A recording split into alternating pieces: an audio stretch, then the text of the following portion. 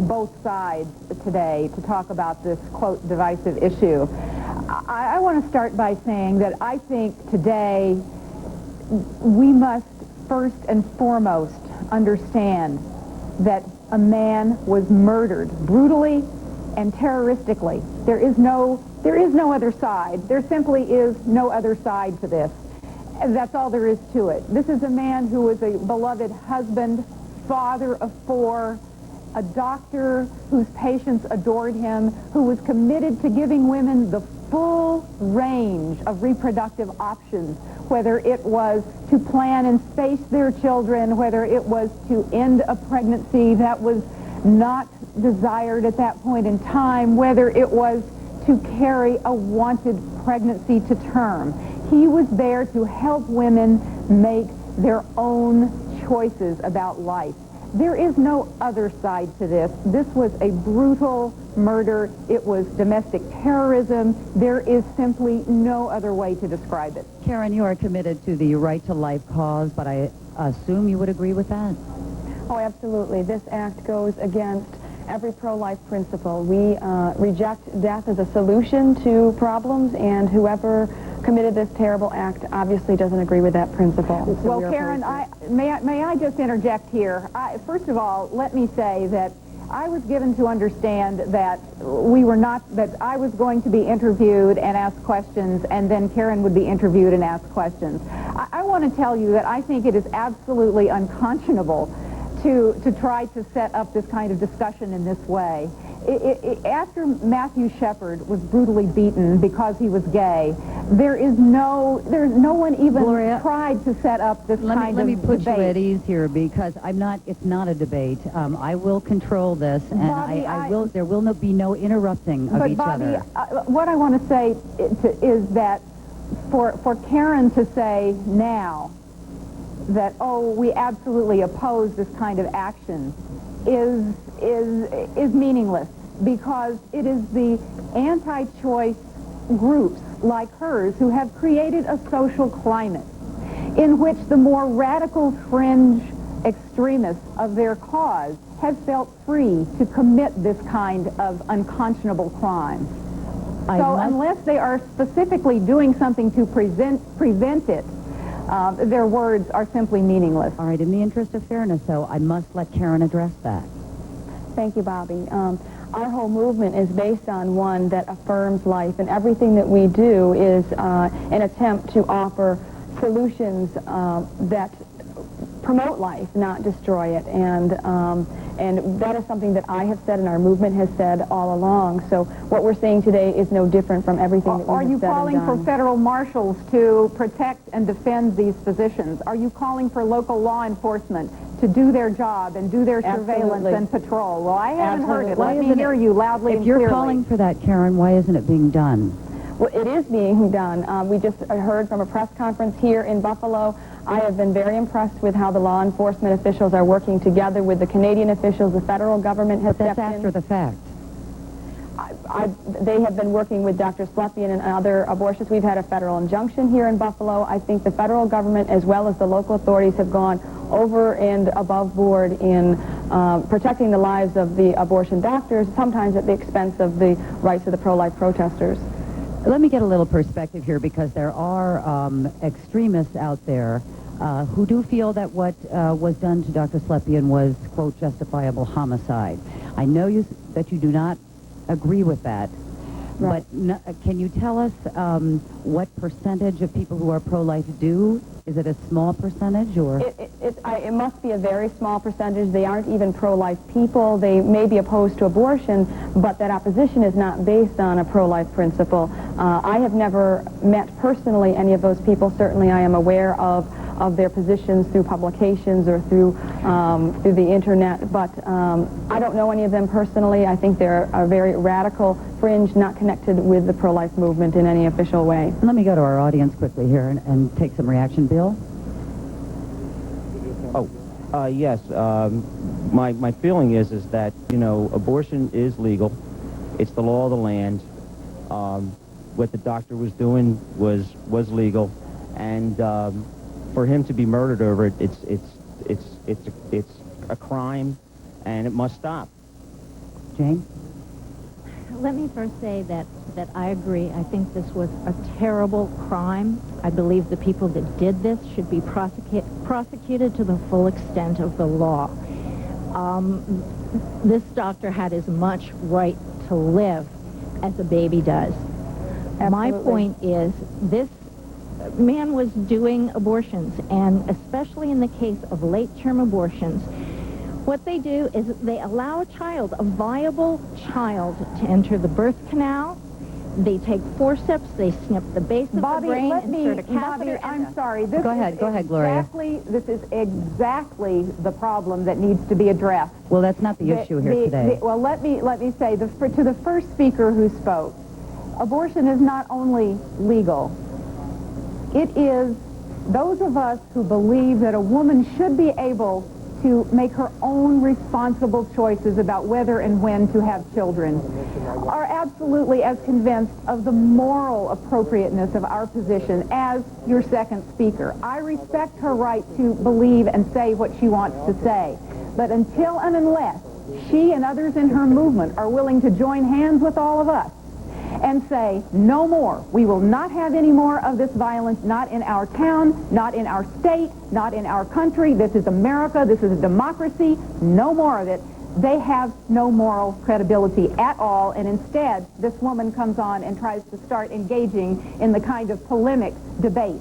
Let me ask Karen something, because you are the member. You are a member of an organization called Common Ground, which works to bring the two sides together. Right. How do you do that? How can you do that?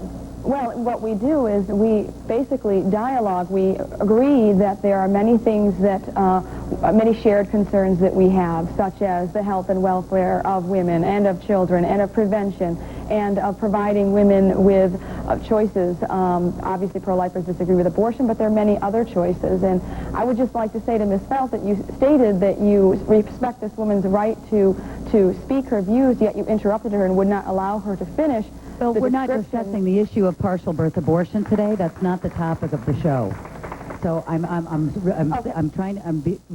going out of my way here to be fair. That's fine, but I got to keep fine. it on topic. Okay, I just wanted to state that describing the reality is not to blame for the violence. There is no other side to the question of whether Dr. Slepian deserved to be brutally assassinated in his own home, in his kitchen, with his children.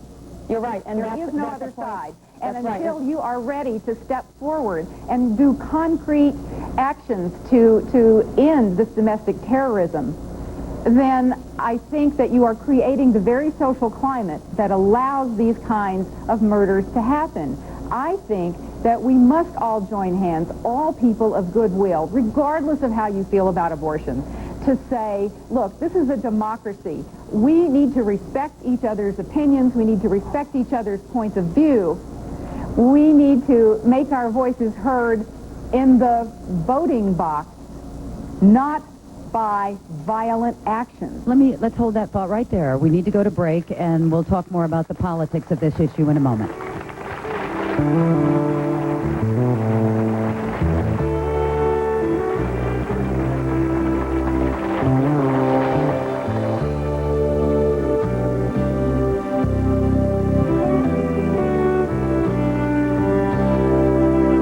Investor Pop Quiz. I should panic if interest rates rise, technology stocks fall, my daughter starts liking boys. Peace of mind comes from investing with discipline. AIM Mutual Funds. For the 14 million women who worry about light to moderate bladder control, now there's new Double Protection Compose Panty and Pad system. The Compose Panty and Pad fit together for double protection. There's a super absorbent disposable pad, but the real difference is the separate washable panty. It gives you double protection with a quilted panel that won't let wetness through. So why worry? Get double protection with Double Protection Compose. Protection that goes beyond the pad. Here's something you should never do with your eyeglasses unless they're made from Flex-On. Even after bending and twisting, Flex-On frames still look and fit great. Feel free to fall asleep in your glasses. Feel free to squeeze your Flex-On frames. Feel free to kid around. Flex-On frames. Durable, comfortable, light. Ask for them by name. Plexon by Marchon. The AIM Investor Pop Quiz. You've got a long retirement ahead. You should learn to live on $100 a week. Move in with your kids. Take a swim. Have peace of mind. Call your financial consultant about AIM mutual funds. In March of 1993, Dr. David Gunn was shot to death outside a Florida clinic, becoming the first U.S. doctor killed during an anti-abortion demonstration. Michael Griffin is serving a life sentence for the killing.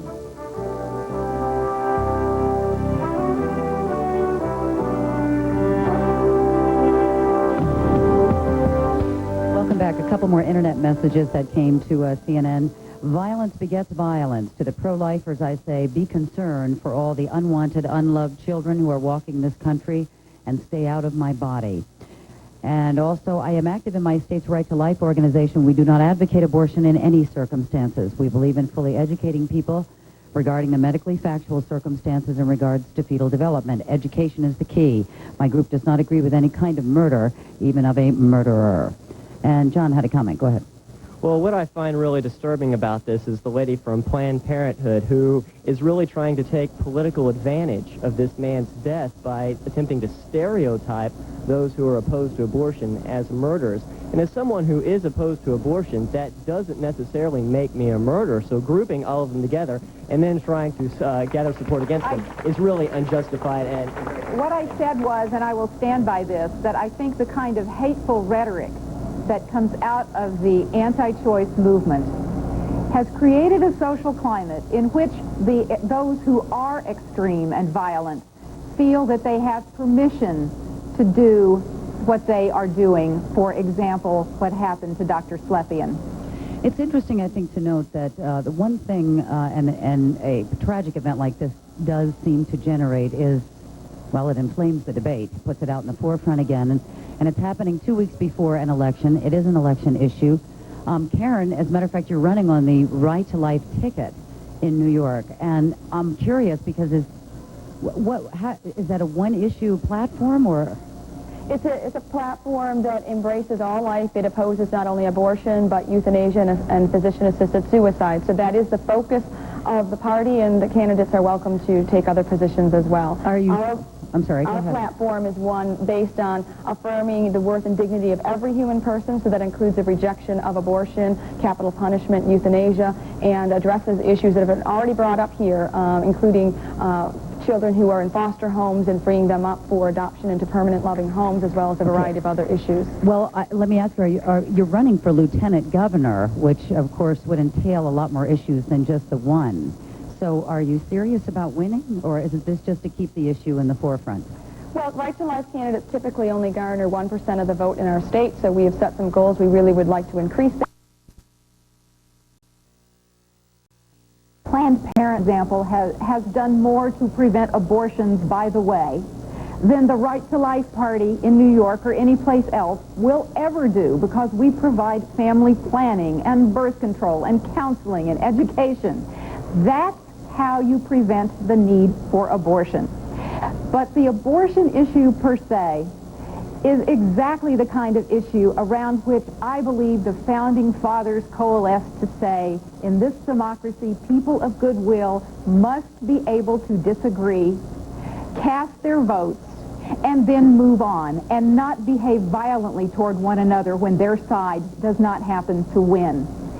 I do hope, having said that, I do hope that those people, and they are the majority, we are the majority, who believe that it is not the government's business to tell a woman what to do with her life and her family, will recognize that it is important to vote on this issue this year, in this important year, next week on Election Day. And now I am speaking as president of the Planned Parenthood Action Fund, the electoral arm of Planned Parenthood Federation of America. And when I say that. Okay.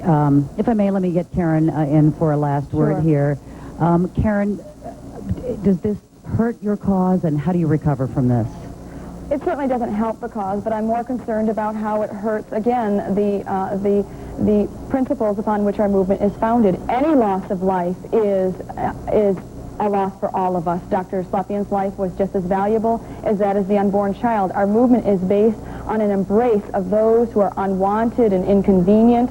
And if Dr. Slepian's life was unwanted and inconvenient to us, then all the more reason to embrace him and to use the power of persuasion as well as the political process to bring about the changes that we need. And I'm glad to hear that Ms. Felt will, when the pro-life opinion is in the majority, will accept that, because I am convinced beyond a shadow of a doubt that my generation, Generation X, which is the survivors of abortion, will bring about changes. We've seen our pictures in utero. Our baby albums begin when pictures are taken of us in the womb, and we have lost many classmates and many friends and neighbors through abortion, and I know that this will be changed, and I welcome Gloria Felt to join our side once she recognizes that. Got to take another break here. Gloria Felt and Karen Swallow Pryor, we thank you both very much for joining us today, and we'll continue here on TalkBack Live in a moment.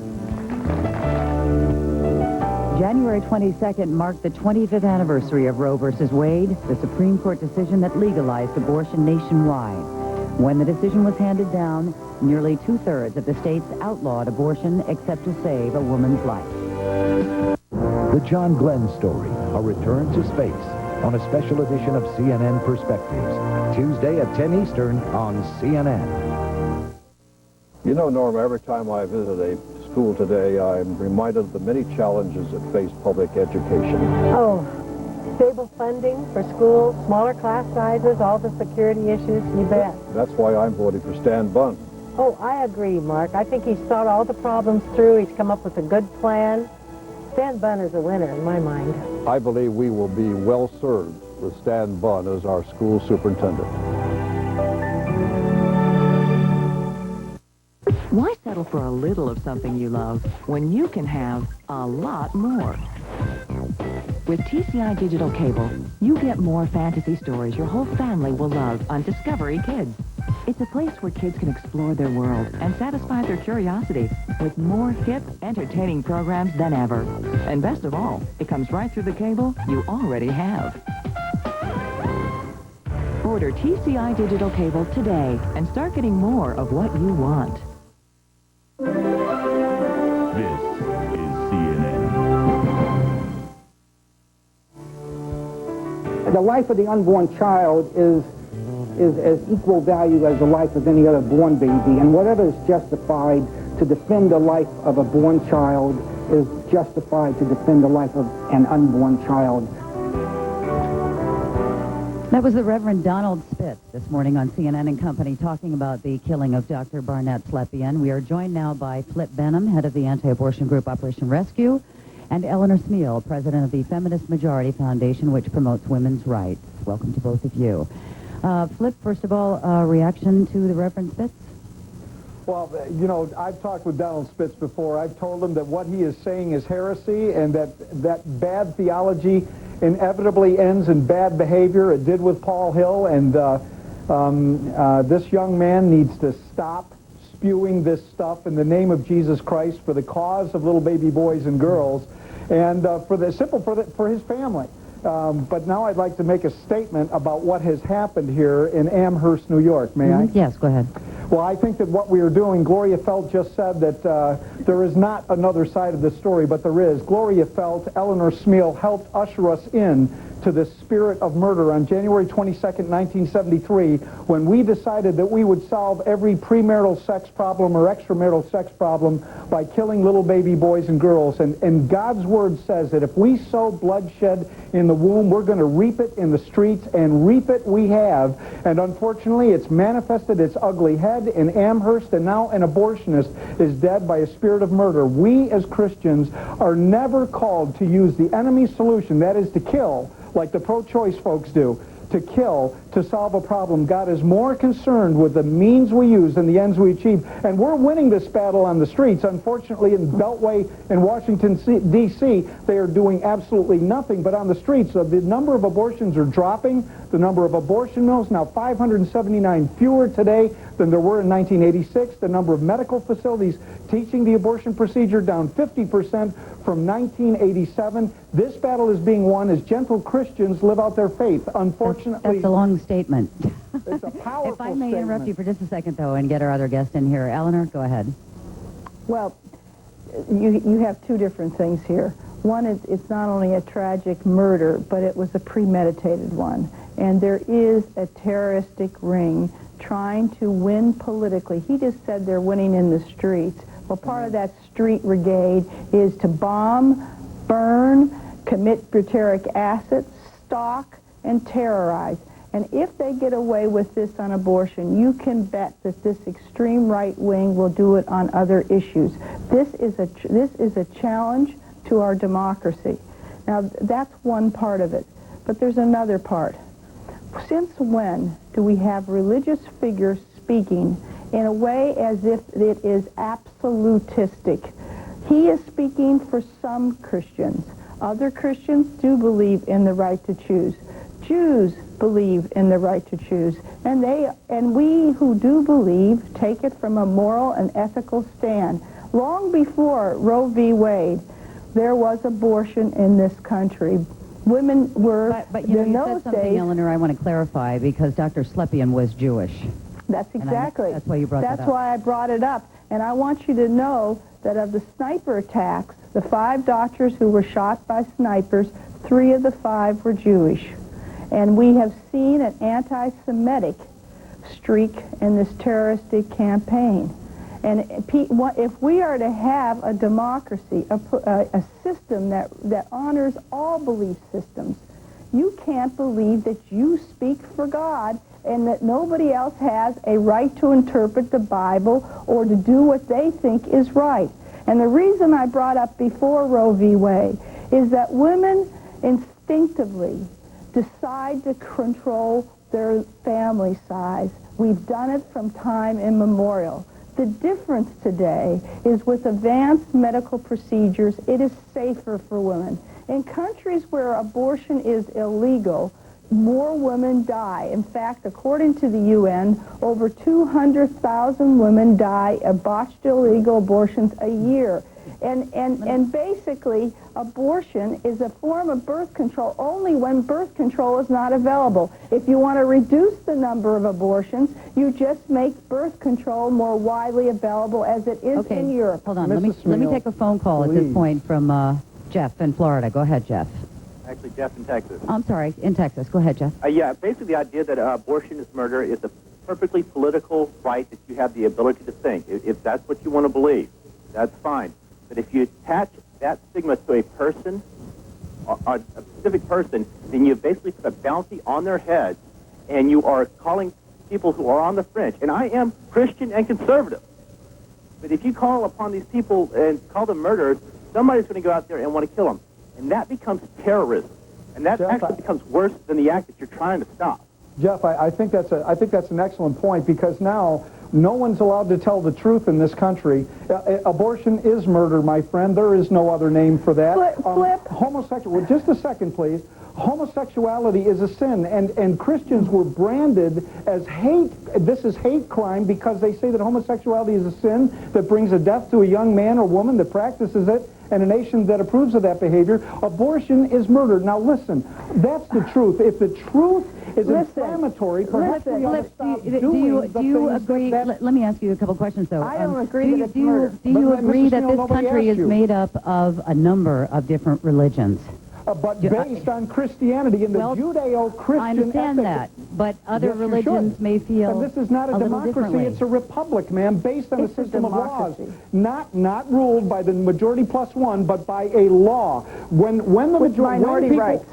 the law said that our black brothers and sisters were not human beings in 1857 in the Dred Scott decision, we had to fight that law and resist it. When the Supreme Court said on January 22nd, 1973, that little baby boys and girls in their mother's wombs were not people, we have to resist that because that's a lie from the pit of hell. Does that mean by any means, Mr. Bennett, that lie? Mr. Bennett, does that mean by any means, are you encouraging this kind of thing? That's what you just said. You must resist it, and you're talking about war here. Okay, hold on, because this is deteriorating into something we don't want. Hold on. Nobody's going to get any word in here if this continues. Let me go to Sylvia, and then we've got to go to break. Go ahead.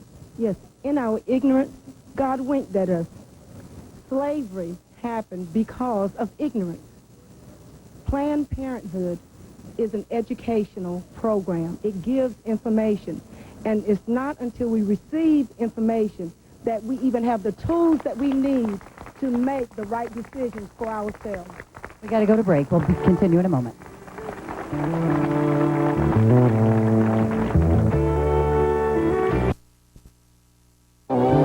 President Clinton signed the Freedom of Access to Clinic Entrances Act in May of 1994. Faith makes it a federal crime to attempt or use force or physical obstruction to intimidate or interfere with reproductive health care providers or their patients. And we'll continue with our discussion in a moment. First, here's Rhonda Schaffler at the New York Stock Exchange with an update.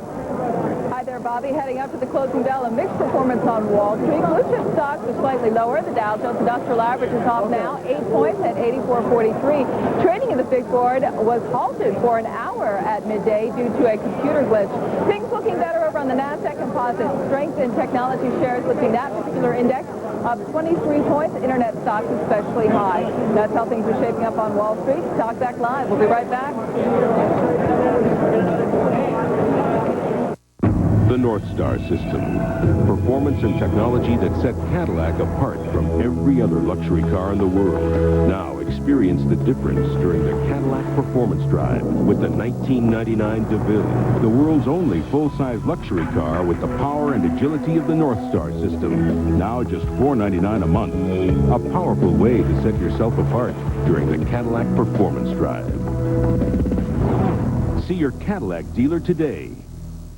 What if Lipper Analytical named you the #1 small company fund of the last 10 years? The Kaufman. If Fortune magazine ranked you as one of the best mutual funds for retirement 7 years in a row? The Kaufman. And if Smart Money magazine named your portfolio managers as among the most influential in the mutual fund industry, you would be the Kaufman Fund, investing in small companies with substantial growth prospects. The Kaufman Fund. Call now for your free prospectus. 800-824-0600. Pride in our country and its accomplishments are not a thing of the past. Orbital pioneer John Glenn returns to space aboard the shuttle Discovery with an international crew on a voyage of scientific exploration. Join Miles O'Brien and Walter Cronkite for the most complete coverage of this historic mission. John Glenn, Return to Space. Live coverage begins Thursday, 1 Eastern. Godspeed, John Glenn. On CNN.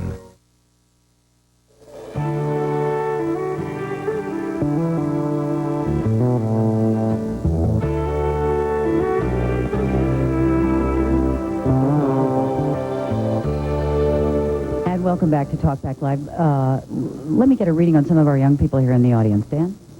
Yeah, I just think it's pretty incredible that that both sides of the argument are managing to camouflage this incident behind the veneer of politics or religion. I think that we've lost sight of the fact that a man is dead now because he was killed because of his profession. Both sides of the argument have tried to take it to their personal, political, and religious advantage, and I think that we lose sight of the fact that one person is dead now by the hands of a killer. We lose sight of the fact that we need to go after the people committing these murders rather than sit around and gripe at each other over the politics of it, the religion behind it. We need to go after the killers. We need to stop the hiring of those killers, and we need to go after the root of the crime rather than going after all the implications that everybody seems to sit and fight over. Oh, I'm sorry. John, go ahead. Well, Eleanor mentioned she based her pro-choice stance on morality, and I was just wondering what kind of morals does a person have when they kill innocent children? You're not killing innocent children. You're making a responsible decision of how many children to have. I have 2 children. They're adults now. I didn't decide to have 6 or 8 or 10 or 20. Biologically, a married person or a person engaging in heterosexual acts could have children every 10, 12, 18 months. Those of us who decide that we are going to limit the number of children in our family are doing it for responsible reasons. We want to have a world in which we can educate our children and we can clothe them and we don't have undue poverty. That is a responsible decision. You can't say that all the so-called unborn are murdered. And just remember that some of the extreme right-to-life viewpoint, and it's not so extreme, is saying that birth control pills, when I say it's not so extreme, it's a large portion of that movement, are saying that taking a birth control pill is killing your unborn children. Well, that means that you can't choose the number. And I happen to believe... Hold on, Eleanor. John wants to reply, and poverty, it's hard to keep this fair with the way we're set up here. But John, go ahead. I don't think that killing an unborn child is being responsible. Being responsible is using maybe protection, not to become pregnant in the first place, but not killing a child. May I say something here, please? May I say something here, please? Go ahead, please. Listen, what John wants to say is our kids, Mrs. Smeal thinks our kids are barnyard animals. If it's warm, they have to copulate with it, and so they throw out condoms, birth control, and abortion. What we're saying is our kids can say no to sex until marriage. They can have children in marriage. I'm even talking about marriage. They can be blessed. Mrs. Smeal, you killed a lot of your own children. Wait a minute. You give me a break. I have been a married woman who... May I speak? Listen, I don't care, Mrs. Smeal. You just said you killed some of your children. Wait, hold on here. Mrs. Smeal. Hold on here. Let me interrupt. But it is a fact. Let me interrupt. It is a fact that married women do seek abortions also. Let's just leave it at that. Let me move you on to a different topic at this point. It was, from everything that I've read about Dr. Slepian, apparently he was very respectful of the abortion protesters who were outside his clinic. He had many friends in the protest movement. Yes, As a matter of fact, he they accepted their right to protest and that sort of thing. So what I want to know, what I want to know, Flip, though, is what are both sides of this issue doing to protect clinic workers? Listen. The problem is deeper than you know. The problem is deeper than you know. There is not a police force big enough that is going to stop the bloodshed that is savaging our nation, where employees are killing employers and employees because they're mad, or kids that are killing kids in school with senseless acts of brutality. This was ushered in Roe versus Wade, and until we repent before Almighty God of our sin, there will be no healing in our land. I am asking that we would repent before God and ask God to heal. Not Eleanor Smeal. She isn't going to heal anything. She is a broken system. So if we make abortion, all right, let's go on that premise. Bobby, if we make abortion illegal again, Bobby, I have wait a minute, then we have some issues to deal with there as well, do we not? Absolutely, ma'am. There is no question about that, but at least we can do it. And I would like Smeal, to do you ever that. stop? No, you've never let me answer. And I have, she asked both sides what we were doing to defend clinics. And the reason I want to say this is because the family also of Dr. Slepian wants to make sure his life is not in vain. Many people are volunteering to help clinics. And you can volunteer if you are out there watching. So you're going to use the 4 boys that are left in Dr. Slepian's house as a modus operandi to get people out there, Eleanor Smeal, can we let each person finish talking first? But I'm going to ask you to both to make your statements more brief. This is why you're having to interrupt each other, because make your statements brief, make your point, and please, no personal attacks on each other. All right, Eleanor, go ahead and finish what you were saying. Flip, you may respond. What I was saying is that we are providing security, we're providing flak jackets, we are doing volunteer work, and if you're there and you're pro-choice, or if you're just a person interested in our democracy, I wish you would call your local clinic or Planned Parenthood or the Feminist Majority or any group and volunteer. We need your help. There aren't enough flak jackets, Mrs. Smeal, to stop the spirit of murder that has been unleashed in this nation. Eleanor? I'm sorry, it doesn't work. All right, let's go to the audience for a moment. Stuart. Well, I resent the implication made by many people from both sides of this argument that anyone who disagrees with them is an accessory to murder. And over here to Jim. Accessory to murder. Jim, hold on. I want to do the audience now. Jim, go ahead. I'm a little frustrated because I think we live in a secular society where church and state is separated. The Supreme Court has made it quite clear in 1973 what the law is. All these people are vigilantes that kill. I think the right-to-lifers and all of those extreme right-wing radicals should basically devote more of their resources to educating those people who post these lists on the internet and tell people that they should just educate their own party, their own coalitions, and start making a difference.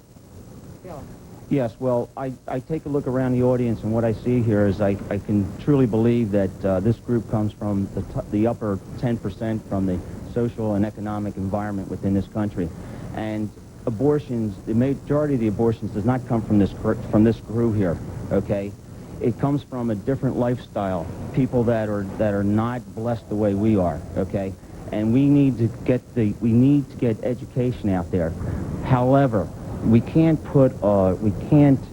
I don't think this group here really has the authority to make a decision on the rest of the country.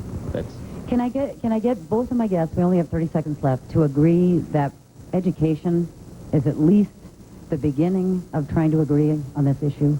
Ma'am, I can say this. Education is a pitiful excuse to try and solve the problem that we've got raging inside the heart of man. We can't educate this spirit of murder out of our kids. We need a person whose name is Jesus Christ. He is our remedy, and we need Eleanor, to continue to lift him up. Got to go. Eleanor, about 10 seconds. We need freedom, religion, we need education, and we need tolerance. And we need respect for people. And we thank you both very much for being with us today to discuss this very difficult topic. Thanks to our studio audience, you at home as well. Please join us tomorrow for more Talk Back Live.